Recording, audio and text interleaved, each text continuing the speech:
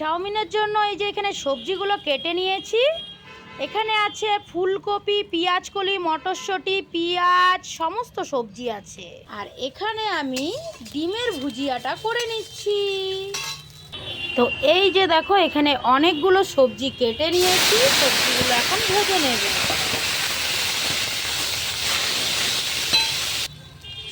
চাউমিনের জন্য সবজিটা ভাজা হয়ে গেছে, আর এইখানে দেখো আমি ডিমের ভুজিয়াটাও দিয়ে দিয়েছি। এবার চাউমিনটা দেবো, হয়ে যাবে। তো এই যে দেখো বন্ধুরা, হলুদ চাউমিন একদম রেডি হয়ে গেছে, দেখছো? এই দেখো কত সুন্দর চাউমিন। এটা শুধুমাত্র হলুর চাউমিন। আজকে সকালে হলু বায়না ধরেছিল, মা আমি চাউমিন খাবো, মানে চাউ চাউ খাবে ও। সেই কারণে আমি আজকে সমস্ত সবজি দিয়ে হলুর জন্য চাউমিন বানিয়ে দিয়েছি, দেখেছো? তোমরাও বাচ্চাদেরকে এভাবে বাড়িতে সুন্দর করে শীতকালের সবজি দিয়ে চাউমিন বানিয়ে দেবে।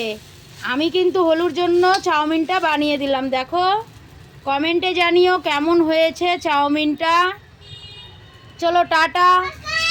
এই ধরনের ভিডিও দেখতে হলে চ্যানেলটা সাবস্ক্রাইব করবে, পাশে থাকবে, তাহলে এই ধরনের ভিডিওগুলো সবার আগে তোমাদের কাছে পৌঁছে যাবে।